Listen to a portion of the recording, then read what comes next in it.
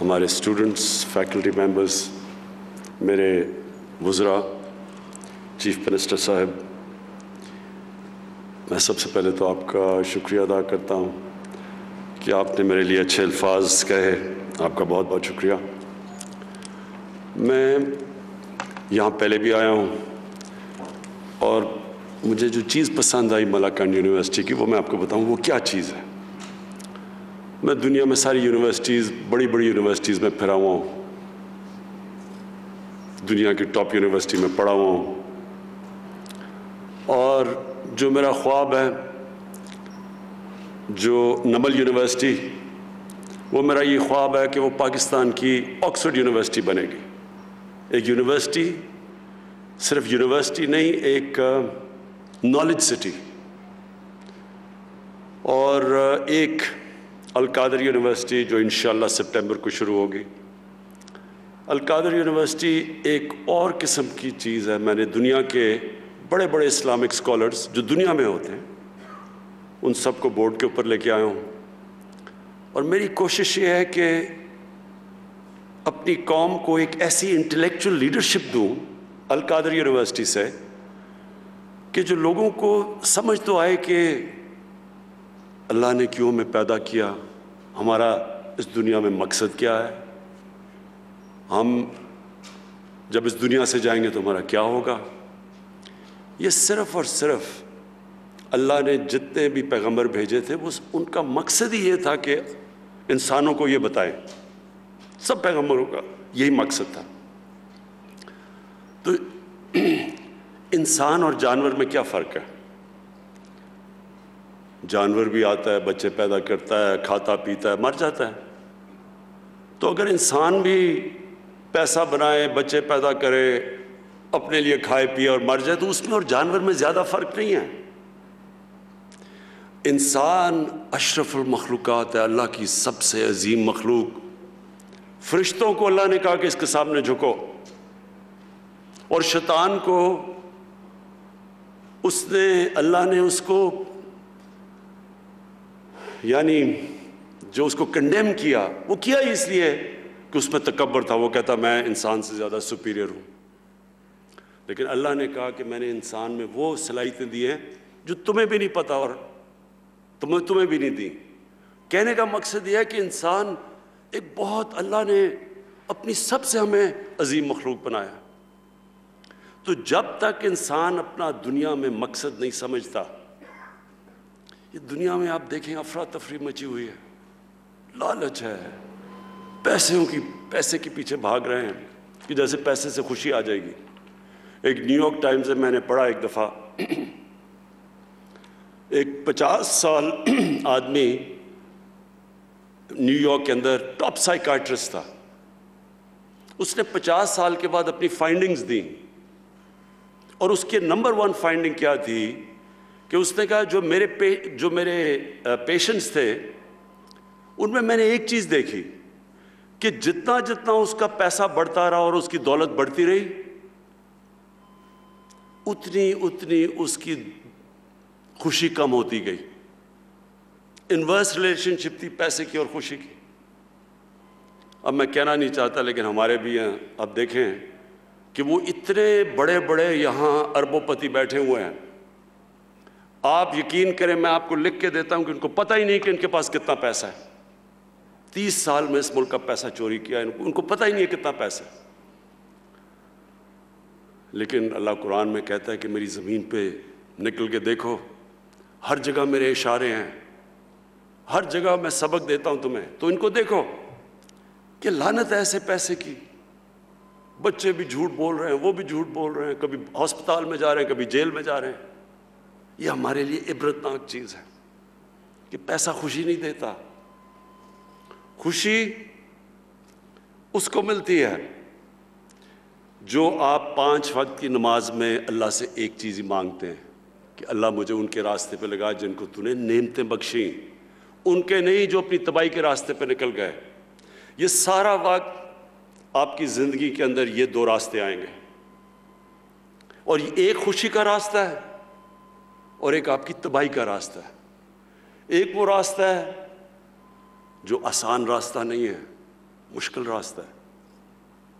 سارے سب سے زیادہ نعمتیں تو اللہ نے اپنے پیغمبروں کو بخشی، لیکن اللہ کے پیغمبروں کی کسی کی بھی آسان زندگی نہیں تھی، سب کی مشکل زندگیاں تھیں.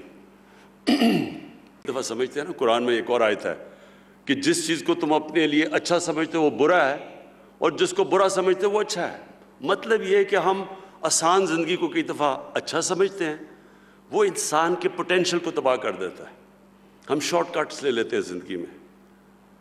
کوئی آج تک بڑا کام کسی انسان نے نہیں کیا شارٹ کٹ لے کے، کبھی بھی نہیں ہوا. اگر اللہ کے حبیب جو انسان کو اللہ نے سب سے زیادہ پیار کیا، اگر ان کو 13 سال سب اتنے مشکل وقت سے اللہ نے گزارا تو برا تو نہیں ہوگا ہمارے لیے. اللہ نے ثابت کیا کہ جب وہ دنیا کی تاریخ کے سب سے گریٹسٹ لیڈر بنے تو 13 سال ان کو سب سے مشکل وقت سے گزارا.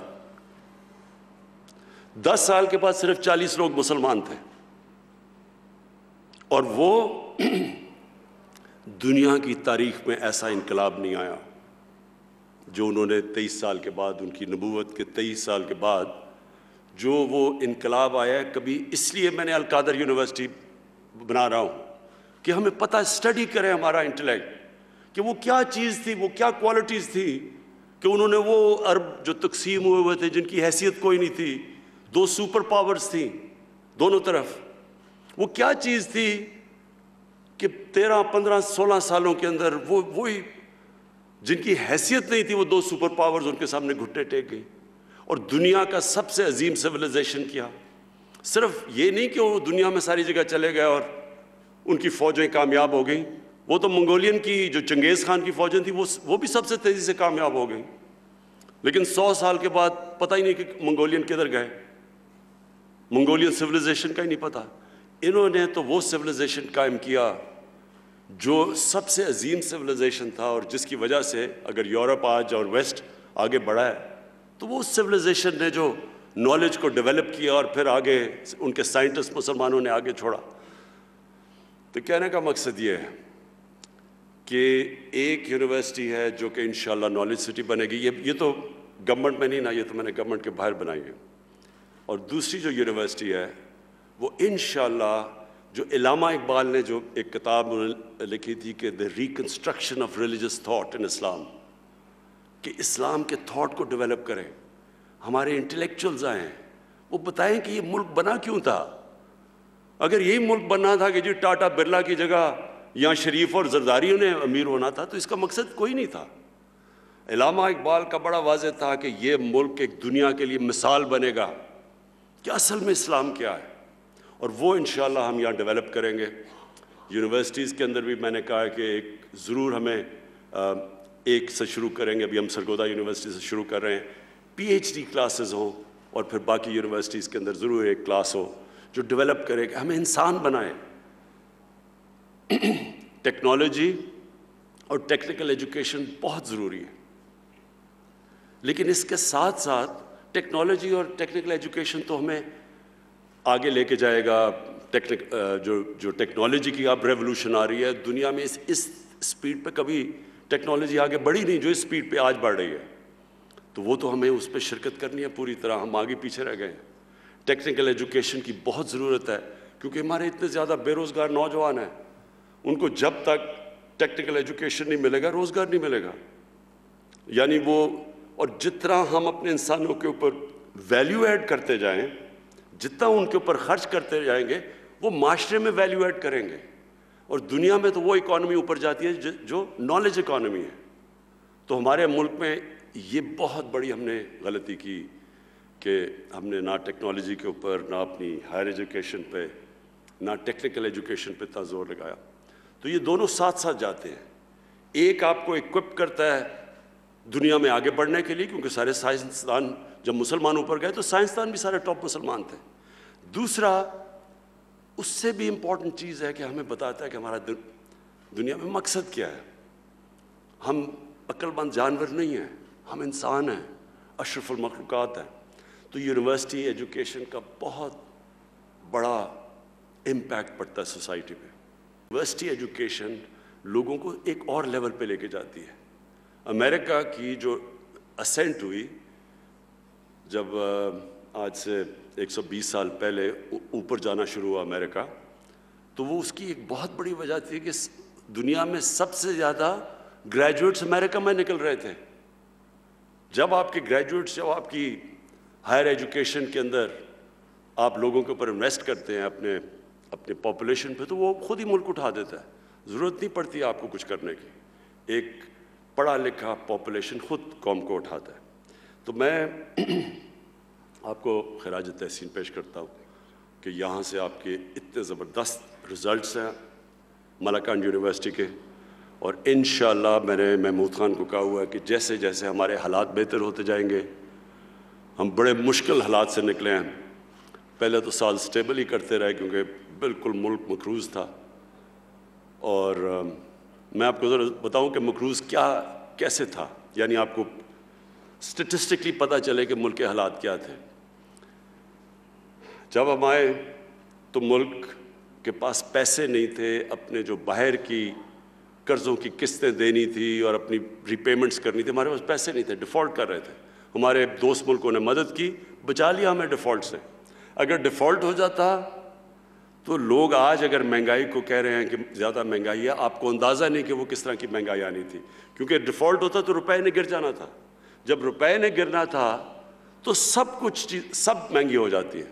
تو ابھی بھی جو مہنگائی ہے وہ اس لیے کہ 2018 کے شروع میں اور اب تک روپیہ 107 روپے ڈالر سے اب 155 یا 160 پہ پہنچا ہے. تو جب روپیہ گرتا ہے ساری چیزیں مہنگی ہو جاتی ہیں, امپورٹ سب کچھ, تیل, بجلی, ٹرانسپورٹ, باہر سے دالیں, گھی, جو چیز امپورٹ ہوتی ہے وہ مہنگی ہو جاتی ہے. تو ایفیکٹ روپے کی کمزوری سے پڑتا ہے. تو روپیہ اگر, کیونکہ ہمارے پاس تو فورن ایکسچینج ریزروز ہی نہیں تھے, تو اگر وہ روپیہ گرنا شروع ہوتا, ہمارے پاس تو کوئی چیز اس کو روکنے کے لیے نہیں تھی, اس لیے ہمارے دوست ملکوں نے ہماری مدد کی, ہم بچ گئے. تو آج ذرا 2.5 سال میں آپ کو یہ بتاؤں کہ پچھلے نون لیگ کے 2.5 سال میں انہوں نے کتنا قرضوں پہ سود واپس کیا تھا, 3000 ارب. ہم نے اپنے 2.5 سال میں قرضوں پہ کتنا سود اب تک واپس کر چکے ہیں, 3.2 ٹریلین, 6.2 ٹریلین, یعنی دگنے سے زیادہ. 6.2 ٹریلین ہم نے واپس کیا ہے, انہوں نے اسی ٹائم میں 3 ٹریلین واپس کیا. سود کے ساتھ جو ہم نے لون ریپیمنٹس کی ہیں, انہوں نے آرام سے انہوں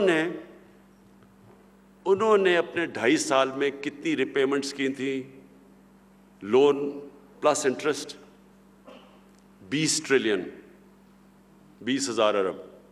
ہم نے ابھی تک کتنی کی ہیں, 35,000 ارب.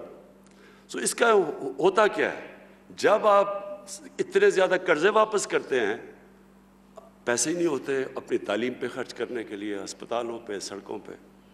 تو یہ تو ہم اب میں آپ کو بتاتا ہوں کیا کیا کرنا ہے, ہمارے جو چیلنجز اور ہم کیا کر رہے ہیں. نمبر 1, اب ہمارے اوپر یہ قرضوں کا بوجھ پڑا ہوا ہے, اس کو ہم نے واپس کیسے کرنا ہے, ویلتھ کریشن سے. ایسے پروجیکٹس بنانے ہیں جو کہ ہماری دولت میں اضافہ کریں. مثلا لاہور میں راوی سٹی بنا رہے ہیں, نیا شہر, اس کے اندر ٹریلینز کی یعنی کئی ہزار ارب روپے کی اس کے اندر ویلتھ جنریشن ہوگی. ہمارا کوئی خرچہ نہیں ہوگا کیونکہ پرائیویٹ سیکٹر آئے گا. ایک کراچی میں بنڈل آئلینڈ ہے, بڑے بڑے انویسٹرز انتظار کر رہے ہیں.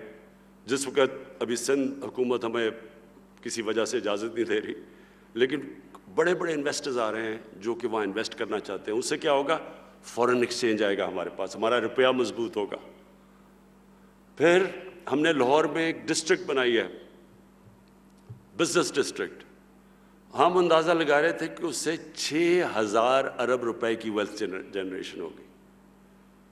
پھر 2 بڑی ڈیمز بنا رہے ہیں 50 سال کے بعد, باشا ڈیم اور ممند ڈیم. 50 سال کے بعد یہ 2 بڑی ڈیمز بن رہی ہیں.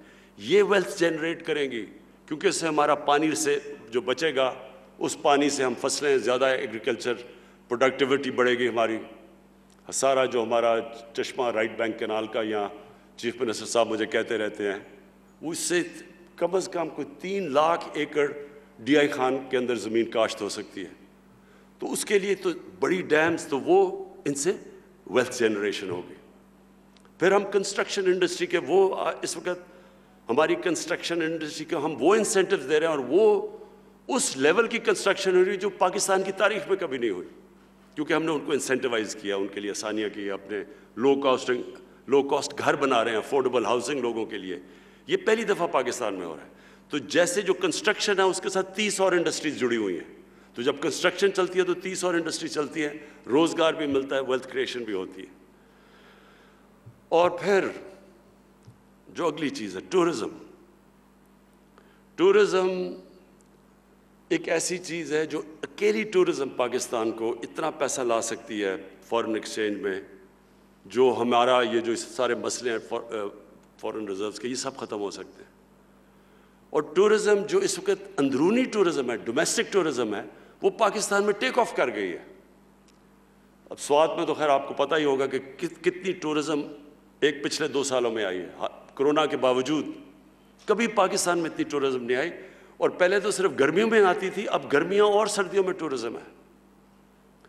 اس لیے یہ بڑا اچھا آپ نے یہاں ہاسپٹیلٹی کی کلاسز رکھی ہوئی ہیں, بہت امپورٹنٹ ہے آپ کے لیے, کیونکہ ٹورزم میں ان پہاڑی علاقوں میں, دور دراز علاقوں میں اتنا روزگار ملے گا لوگوں کو.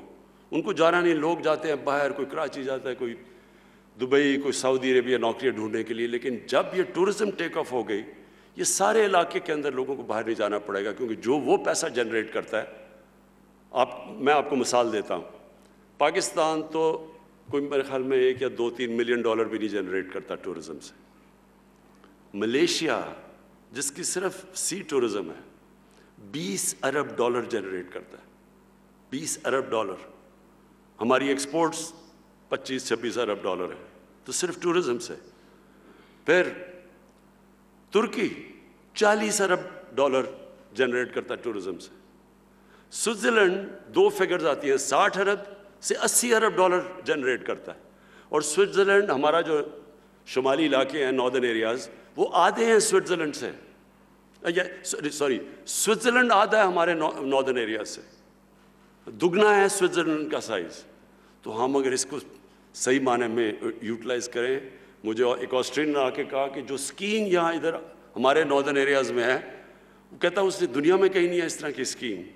اور اسکیئنگ کے اوپر ہی سارا جو سوئٹزرلینڈ کا پیسہ بنتا ہے اسکیئنگ کے اوپر ہے.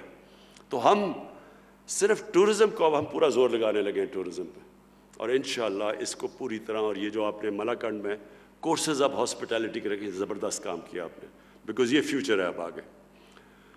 پھر جو انڈسٹرلائزیشن, دیکھیں ملک کبھی انڈسٹرلائزیشن کے بغیر نہیں آگے جاتا. سمپل چیز میں آپ کو بتا دوں, اگر آپ نے صرف کپاس اگانی ہے اور یہ دھاگا ایکسپورٹ کر رہے ہیں یا آم ایکسپورٹ کر رہے ہیں, اس سے کبھی ملک ترقی نہیں کرے گا. ہمارے پاس کبھی اتنی دولت نہیں آئے گی. سمپل ہے نا, ایک دکان ہے, ایک دکان آٹا بیچتی ہے, دوسری دکان کمپیوٹر بیچتی ہے. اب سوچیں اس کی کیا آمدنی ہے اور اس کی کیا آمدنی ہے. اسی طرح ملک جب وہ ویلیو ایڈ کرتا ہے, جب وہ نالج بیسڈ اکانومی بنا دیتا ہے, اس کی اتنی زیادہ ریٹرنز ہیں کہ وہ ملک اوپر اٹھ جاتا ہے. ملیشیا, جب مہاتر محمد ملیشیا میں آئے ارلی 80s میں, تو ملیشیا صرف ربر اور میرے خیال میں ٹن, یہ 2 ایکسپورٹس تھیں اس کی. اس نے آ کے الیکٹرانکس کی پہلے کاٹیج انڈسٹری بنائی, اور وہ آہستہ آہستہ وہی کاٹیج انڈسٹری پوری ان کی الیکٹرانک کی انڈسٹری بن گئی. 80 ارب ڈالر صرف اس کی الیکٹرانک ایکسپورٹس تھی. تو آگے ہم نے جو جانا ہے, ہم نے ٹیکنالوجی اور ٹیکنیکل ایجوکیشن لے کے, اور اپنی انڈسٹری کو اب ہم نے پہلی دفعہ, یہ 1950s میں ہماری انڈسٹری بڑی تیزی سے اوپر جا رہی تھی, بدقسمتی سے 70s میں نیشنلائز کر دی, وہ سارا کچھ رک گیا. اب ہم اس کے بعد پہلی دفعہ پاکستان اپنی انڈسٹری اٹھا رہا ہے. آخر میں جو آپ کو کہنا چاہتا ہوں, دیکھیں اللہ نے اس ملک کو کسی چیز کی کمی نہیں دی. اس میں اللہ نے اتنی نعمتیں دی ہیں کہ میں حیران ہوں کہ لوگوں کو پتہ ہی نہیں کیا نعمتیں دی ہیں اللہ نے. کوئی بھی نعمت یہاں ہے ہی نہیں جو کہ ہمارے پاس نہیں ہے اللہ کی. صرف مسئلہ یہ ہے کہ ہم نے اپنے مائنڈ چینج کرنے ہیں. جب میں کہتا ہوں نا نیا پاکستان، نئی سوچ چاہیے ہمیں. وہی جو پرانی گھٹی پسی طریقے ہم نے اختیار کیے ہوئے جو ایک اور چیز میں مس کر گیا، ایگریکلچر، اس میں ہماری ساری پرانی ٹیکنیکس ہیں. ابھی بڑی اچھی آپ نے بات کی زیتون کی. آپ سوچیں ہم پتہ نہیں کوئی $3 ارب کا تیل باہر سے ایڈیبل آئل ہم باہر سے امپورٹ کرتے ہیں. یہ ملک دنیا میں سب سے زیادہ زیتون اگا سکتا ہے، کیونکہ میں نے ایکسپرٹ کو بنایا کینیڈا سے. اس نے کہا کہ جو سارا دریائے سندھ کا جو رائٹ سائڈ ہے اس سے بہتر زیتون اگانے کی کوئی جگہ ہی نہیں ہے. اور اس کی کتنی یعنی ویلیو ایڈ زیتون کا، جو آپ اگر صرف ہم ایکسپورٹ اس کی شروع کر دیں، اور یہاں پہلے تو امپورٹ نہیں کرنی پڑے گی اور پھر ایکسپورٹ کر سکتے ہیں. اور یعنی ایسا درخت ہے جو کم بارش پہ مشکل جگہ پہ اگ جاتا ہے. تو اس کے اوپر انشاءاللہ پورا زیتون کے اوپر لے کے آ رہے ہیں. پھر ایک ایووکاڈو ہے، میں صرف آپ کو مثالیں دے رہا ہوں. جو سب سے مہنگی سبزی گنی جاتی ہے اس کو ایووکاڈو کہتے ہیں. اتنا بہتر اگتا ہے ہمارے ملک میں. میں نے اپنے اسلام آباد میں گھر میں لگایا ہیں، وہ سر زبردست قسم کے ایووکاڈوز ہو گئے. ہم نے کبھی سوچا ہی نہیں. تو میں صرف آپ کو یہ سمجھا، تھوڑی جب انسان مشکل میں ہوتا ہے تو پھر آؤٹ آف دا باکس سوچتا ہے. وہ کہتے ہیں necessity is the mother of invention. جب آپ کو ضرورت پڑتی ہے تو پھر انسان کے اندر بڑی صلاحیت دیا اللہ نے. ہم کچھ بھی کر سکتے ہیں. ہمارا جو ایگریکلچر سیکٹر ہے اس کے اوپر صرف، اور انشاءاللہ میں اگلے ہفتے اب ایک نئی پالیسی لے کے آ رہا ہوں. وہ جب میں اناؤنس کروں گا انشاءاللہ آپ دیکھیں گے کہ ایک نئی سوچ لے کے آ رہے ہیں ایگریکلچر میں، بالکل ایک مختلف قسم کی سوچ. اور یہی سیکٹر انشاءاللہ ہمیں اکیلا سیکٹر بھی اٹھا سکتا ہے. تو میں آخر میں پھر سے آپ سب کا شکر گزار ہوں، اور انشاءاللہ پھر بھی آپ کے پاس آؤں گا. شکریہ.